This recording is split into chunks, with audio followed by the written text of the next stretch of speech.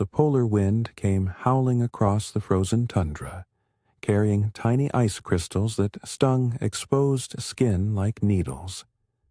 Against the white expanse, dark figures moved in single file, their breath rising in clouds, their shadows long in the low winter sun. They were hunters, following caribou tracks through snow so deep it reached their knees, moving with a patience and purpose that spoke of generations of knowledge. My name is Samuel, and I was the last in that line, the outsider trying to match their steady pace, trying to understand a way of life so different from anything I had known. What I didn't know that morning was that this hunt would be the beginning of my true education, a transformation that would strip away everything I thought I knew about survival and replace it with something deeper, older, truer. I had come north as a trader, seeking furs and profit, following the rivers and trade routes that connected the settlements to the wilderness beyond. It was supposed to be a simple journey, a few months of travel and negotiation before returning south with enough pelts to make the risk worthwhile. But winter had come early and hard, catching me far from any fort or trading post, alone after my guides had turned back at the first serious snowfall.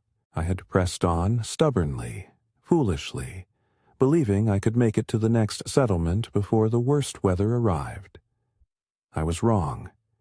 If you want to hear stories of survival, of ancient wisdom and the people who mastered the harshest environments on Earth, subscribe to this channel and turn on notifications. These are the stories that remind us what humans are capable of when we learn from the land rather than fighting against it, when we embrace knowledge passed down through countless generations. When they found me, I was 3 days without fire, huddled in a shallow cave I had scraped in a snowbank, my hands too numb to strike flint, my body shutting down from cold and hunger. I remember seeing shapes moving through the snow, thinking I was hallucinating, too far gone to care whether they were real or imagined.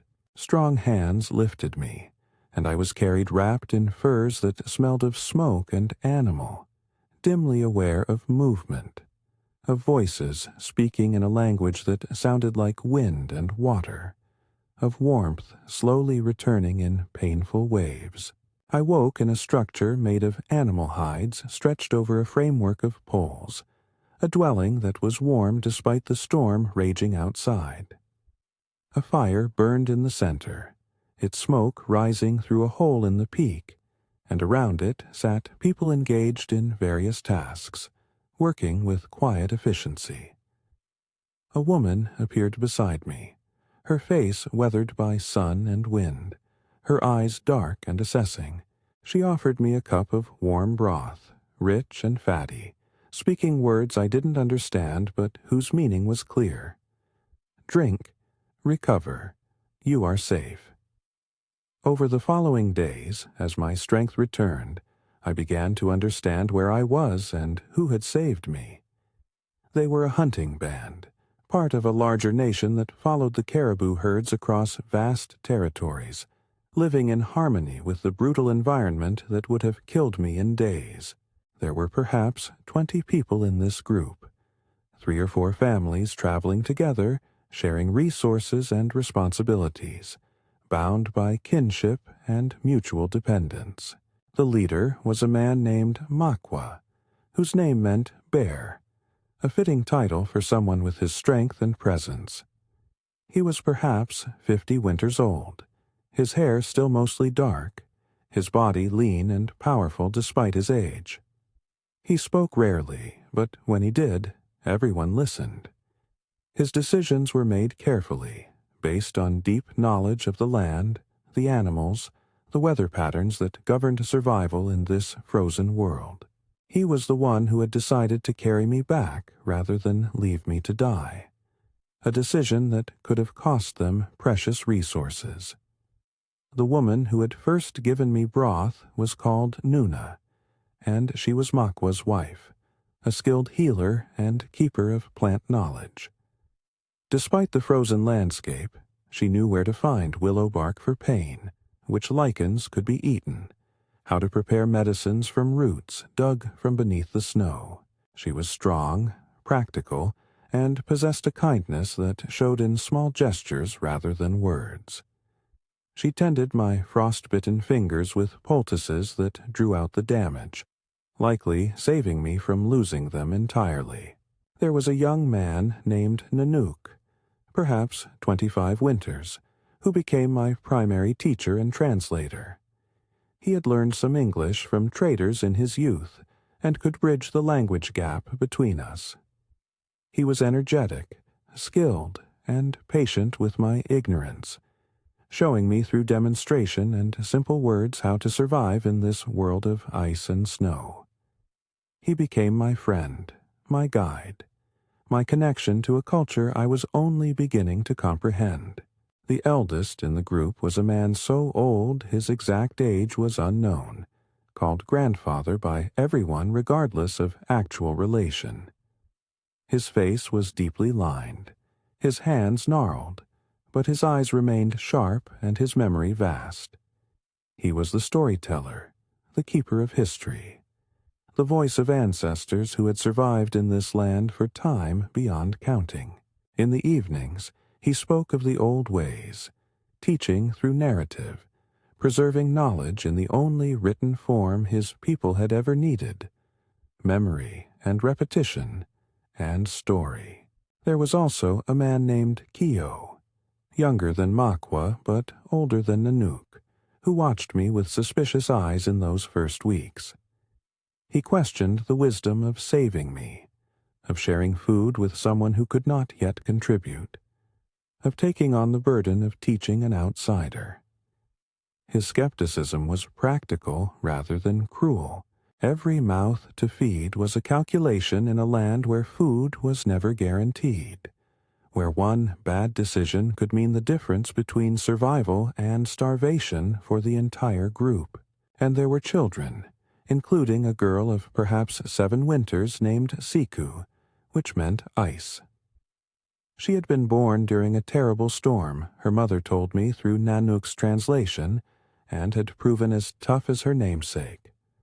She was curious about me, this strange man with pale skin and odd clothing, and often sat nearby watching as I learned new skills, sometimes laughing at my mistakes, sometimes offering encouragement in her own language that I slowly learned to understand.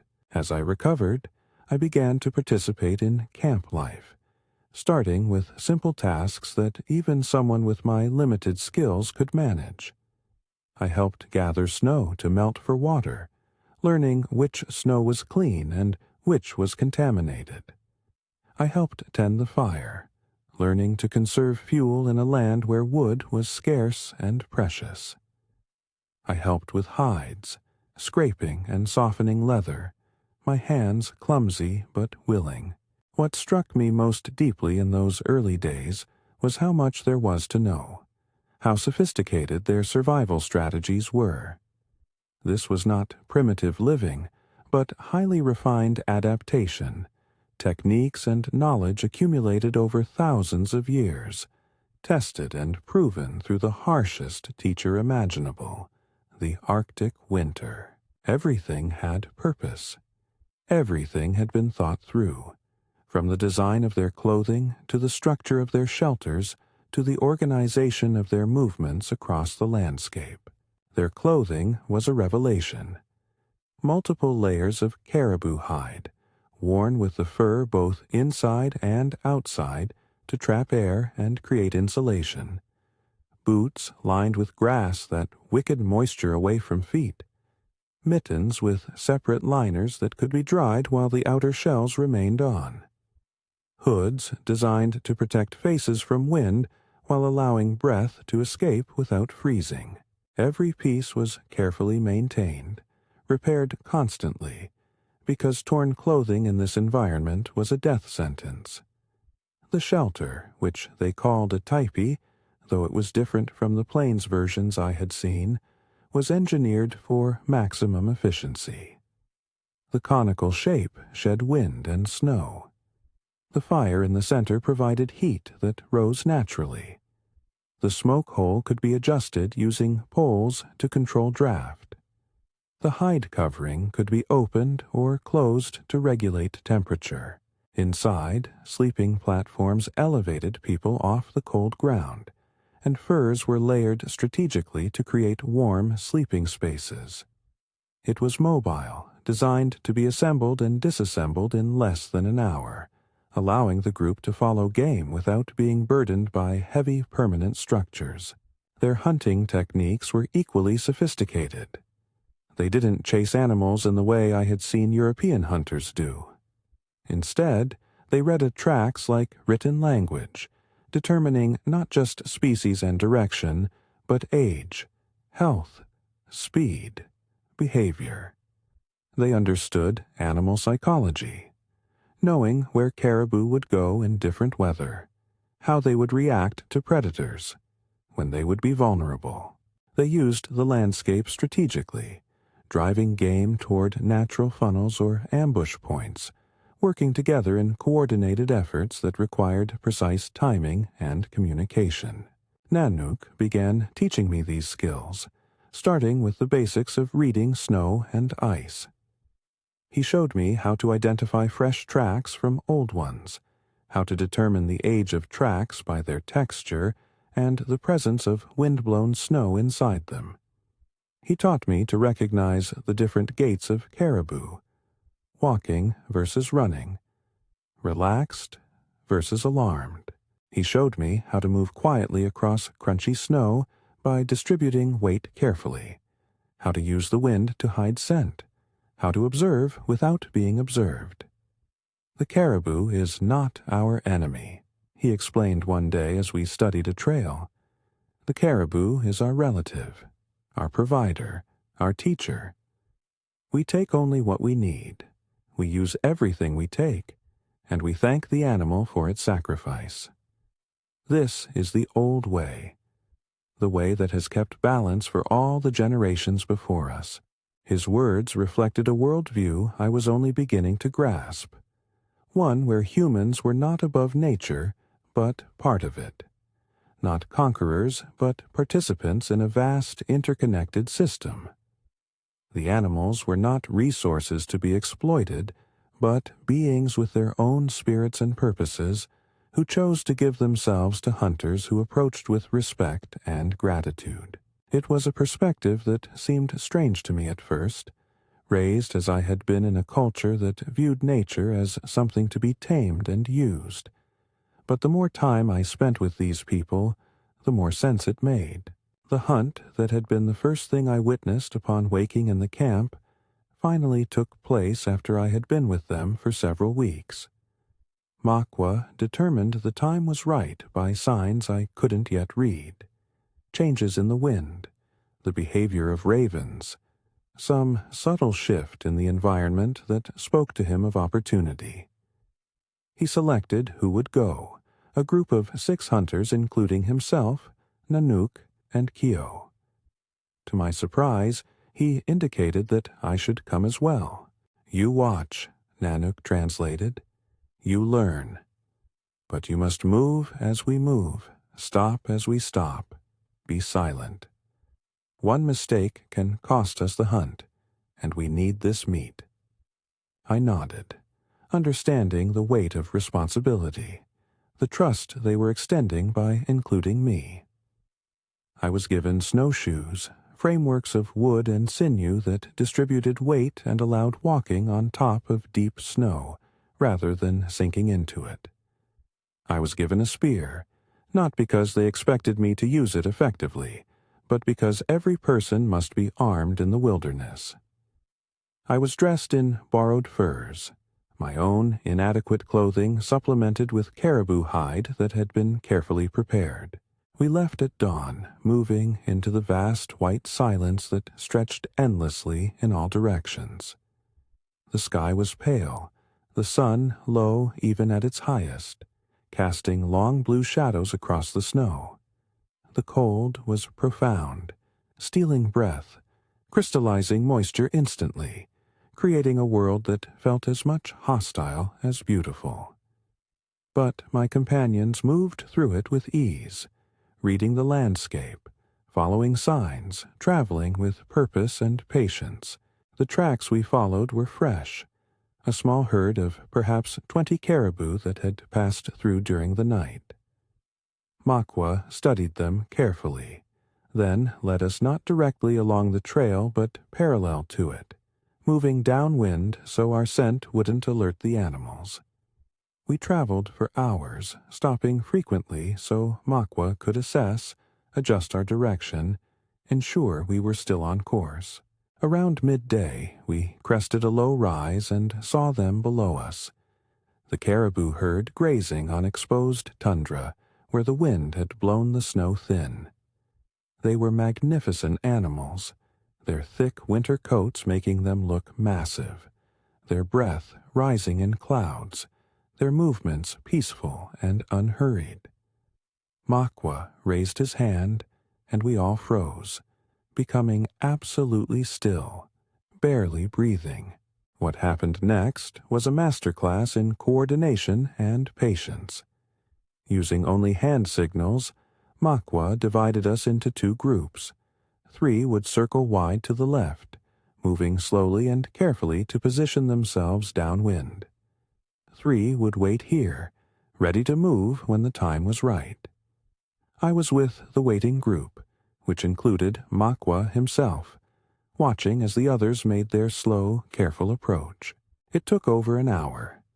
The hunters, moving into position, had to cover perhaps half a mile without alerting the herd, without being seen or heard or smelled, across open ground where any mistake would spook the animals into flight. I watched them move, marveling at their patience, their ability to remain motionless for long minutes, to advance in increments so small they seemed almost not to be moving at all.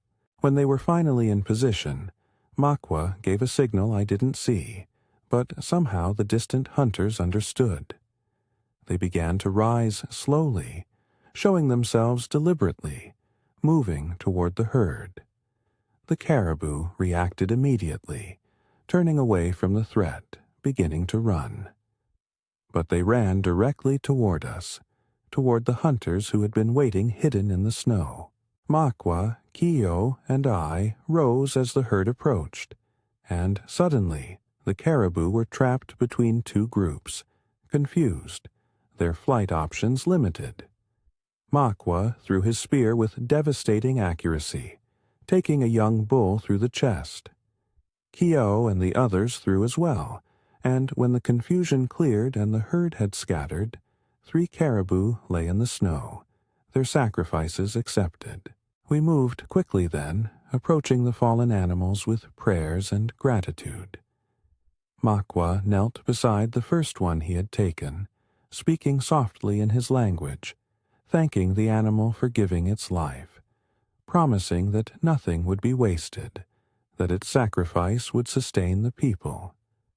The butchering that followed was efficient and respectful, every cut deliberate, every part carefully preserved.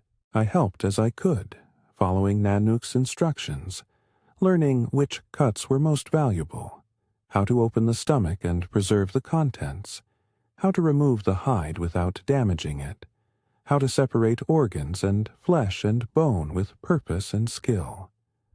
My hands were clumsy, my knowledge limited, but I contributed what I could, understanding that this was not just hunting but a sacred process, a transaction between humans and animals that had sustained life in this harsh land for millennia. We cached 2 of the caribou, covering them with snow and marking the location so they could be retrieved later.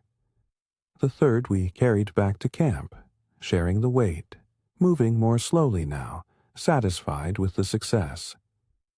By the time we arrived, darkness was falling, and the entire camp came alive with activity. The women took over the processing, their skills in butchering and preservation exceeding even the hunters. Children helped carry meat to storage platforms built high enough that wolves and other predators couldn't reach. Everyone had a role. Everyone contributed. That night there was celebration. A rare indulgence of fresh meat roasted over the fire, of full bellies, of the satisfaction that came from successful hunt and community effort. I ate with them, tasting caribou that was rich and clean, flavored only with salt and herbs, and felt a contentment I had rarely known in my previous life. This was real. This was essential. This was life stripped down to its fundamental elements: food, shelter, warmth, community. Grandfather spoke that evening, telling a story of the first hunters, of how the caribou came to be, of the agreement made between humans and animals at the beginning of time. Through Nanook's translation, I heard how the Creator had given humans the knowledge to survive, but also the responsibility to maintain balance, to take only what was needed, to give thanks, to respect the spirits of all living things. The caribou gives us everything, Grandfather said, his voice carrying in the warm interior. Meat for food, hide for clothing and shelter, sinew for thread and bowstrings, antler for tools and weapons, even the stomach contents for medicine. In return, we promise to honor the caribou, to hunt with respect, to waste nothing, to ensure that the herds continue for generations to come. This is the old agreement, and it must never be broken. The story resonated deeply, not just as narrative, but as practical philosophy, a framework for sustainable living that ensured both human and animal populations would continue. It was conservation not through regulation, but through sacred responsibility, enforced not by authorities, but by cultural values passed down through generations. As winter deepened and the days grew shorter, I continued to learn and adapt. Nanook taught me to make snares for smaller game, to set fish traps through the ice of frozen rivers, to preserve food using the natural freezer of the Arctic climate. Nuna taught me which plants could be found even in winter, buried under snow but still alive, still useful.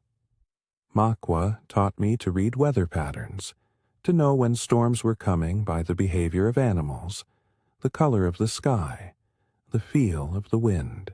But perhaps the most important lesson was about community and interdependence.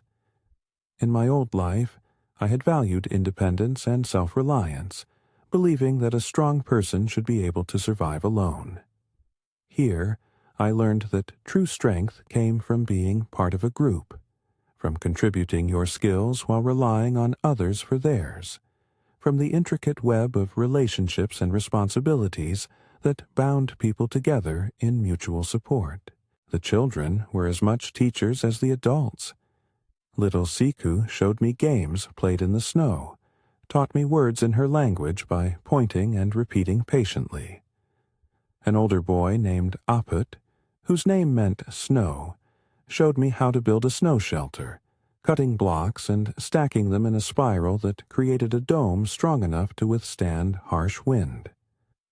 These skills, passed from child to child through play, were the foundation of survival knowledge that would serve them their entire lives. Kiyo, who had been skeptical of me at first, gradually warmed as he saw me working and learning. One day, as we prepared hunting equipment together, he spoke to me directly for the first time, his words translated by Nanook. "You are not what I expected," he said. "Most outsiders think they know everything, think our ways are primitive, think they have nothing to learn from us. But you listen, you watch, you try. This is good." His acceptance meant more than I could express. Validation that I was becoming part of the community rather than remaining forever an outsider. From that day forward, he included me in more activities, taught me with the same patience he showed younger members of the group, trusted me with increasingly important tasks. The depths of winter brought challenges that tested everything I had learned.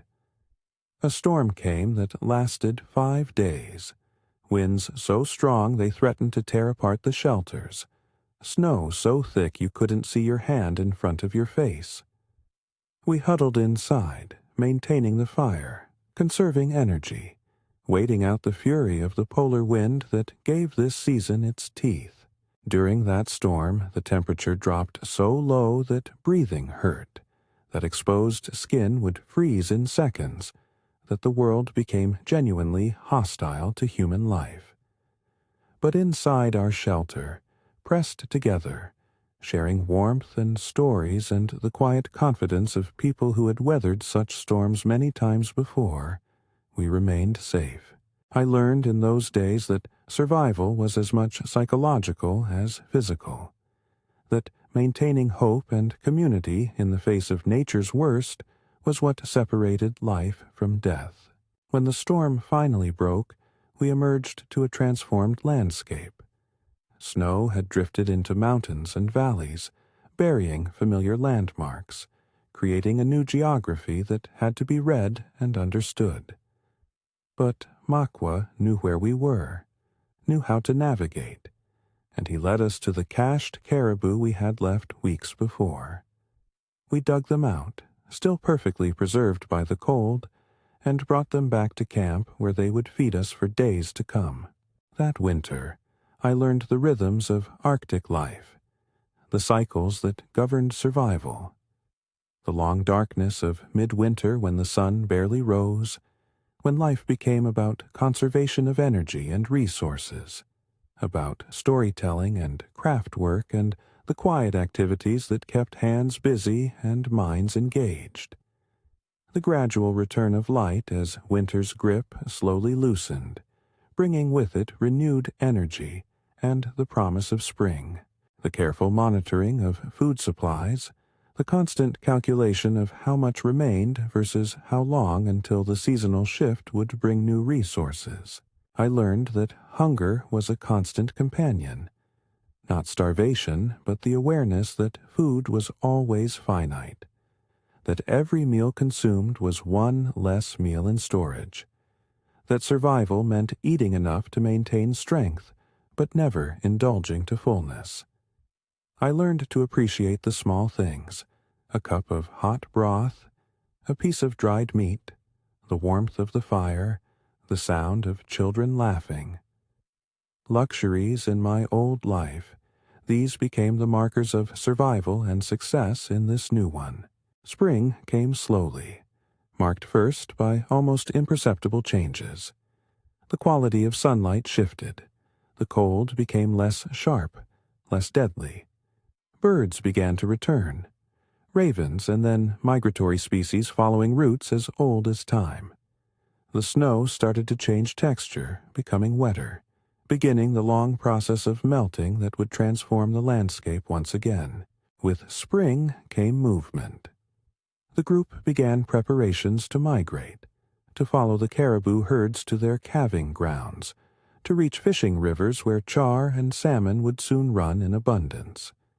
Everything was packed efficiently, the tepee dismantled and bundled, supplies organized for transport.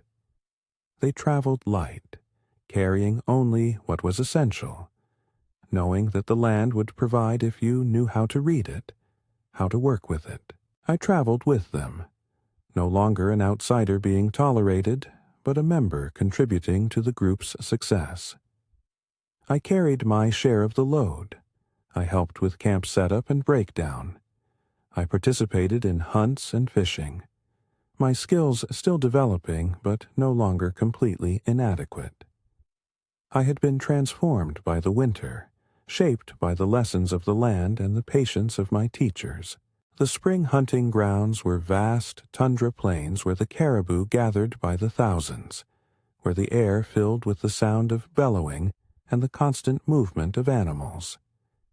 Here, the group met up with other bands, forming larger gatherings for seasonal hunts and social interactions. There were reunions with family members who had wintered elsewhere, exchanges of news and stories, arrangements of marriages, celebrations of survival. I met other outsiders who had been adopted into various groups, trappers and traders who had, like me, found something in this life that their old lives had lacked. We shared stories late into the bright nights of the Arctic summer, comparing experiences, discussing what we had learned, acknowledging the profound changes that had occurred in how we saw the world and our place in it. One evening, Makwa called me aside. We walked together away from the camp to a high point where we could see the vast herds spread across the tundra, thousands of animals moving like a dark river across the land. He was quiet for a long time, and I had learned enough to wait patiently to let him speak when ready. "You have learned much," he finally said, his words translated by Nanook, who had followed quietly. "You came to us dead, and we gave you life. But you have earned that life through work and respect. You understand now that survival is not about conquering the land, but about living with it, learning from it, becoming part of its rhythms." He paused, watching the caribou, then continued. "You can return to your people if you wish. We will guide you to the trading posts when the time is right. Or you can stay with us, continue learning, become fully one of our people. This is your choice. But know that if you stay, you are not a guest, but family. You would have all the rights and all the responsibilities that come with that." I looked out at the vista before us, at the land that had nearly killed me but had instead transformed me, at the people who had saved me and taught me and accepted me.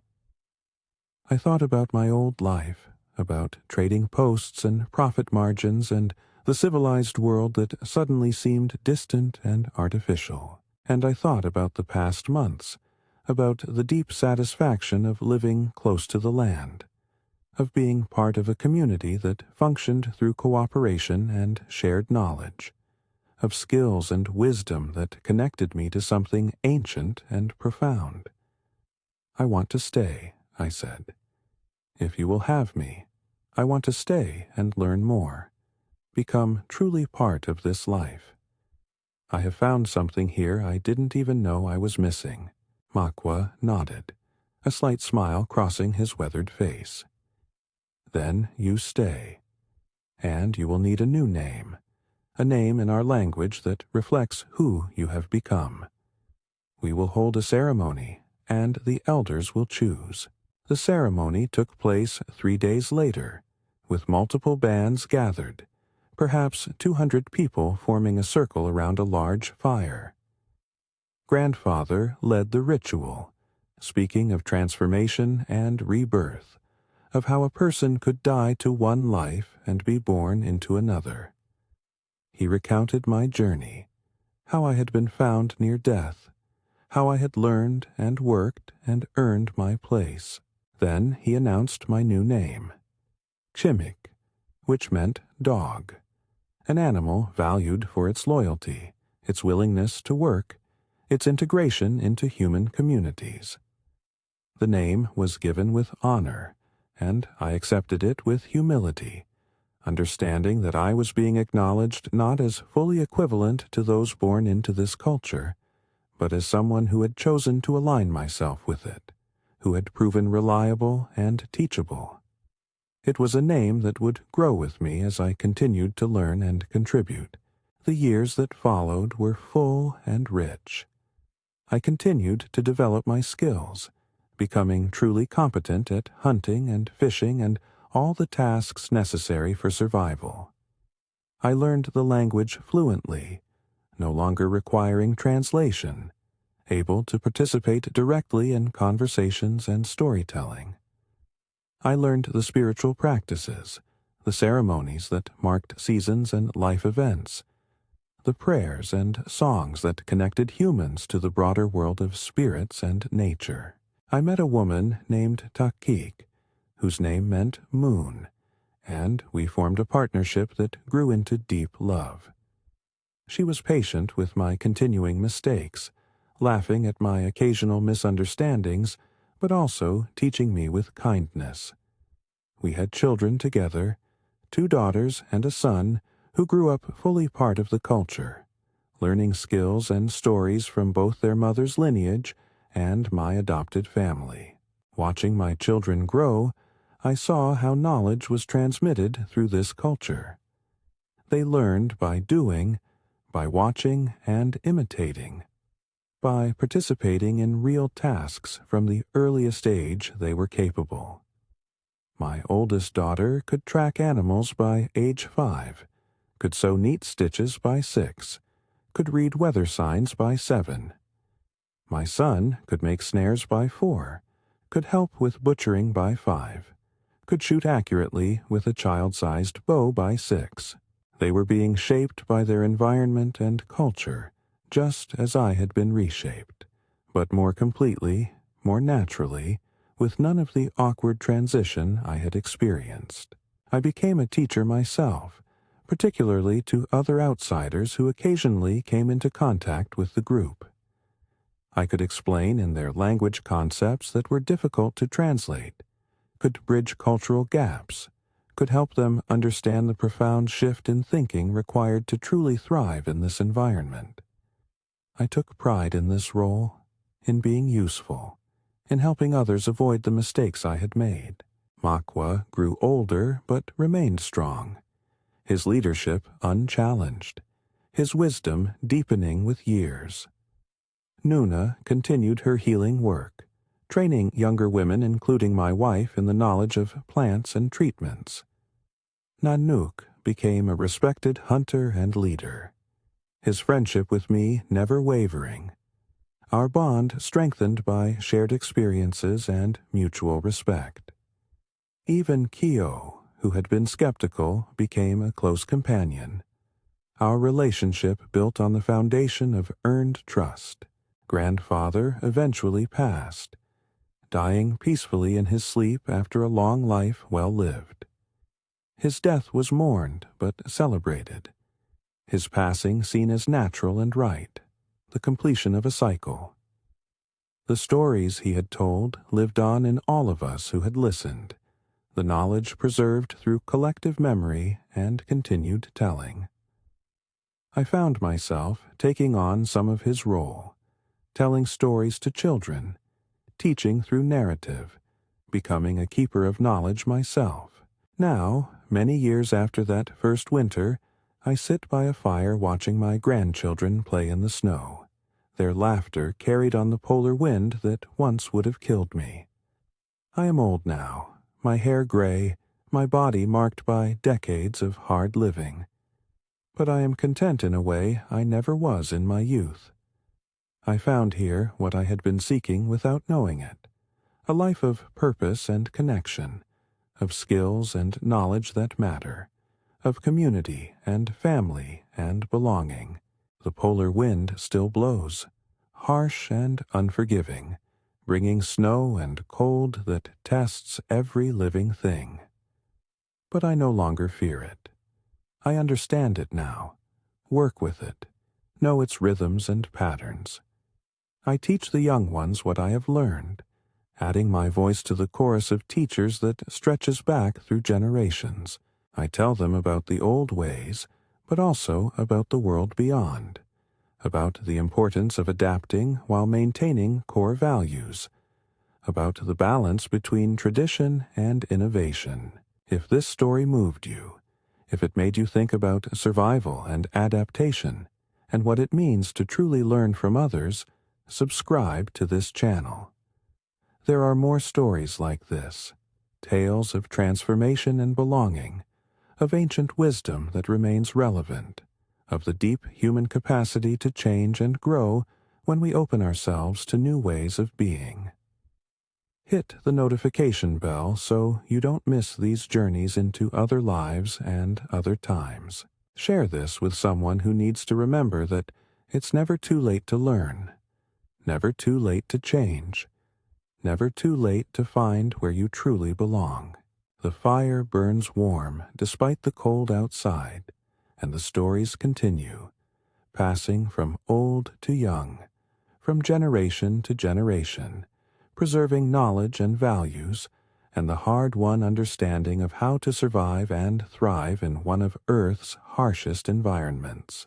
The polar wind blows, the snow falls, and we endure together, connected by bonds of kinship and shared purpose, carrying forward the wisdom of ancestors while adapting to changing times.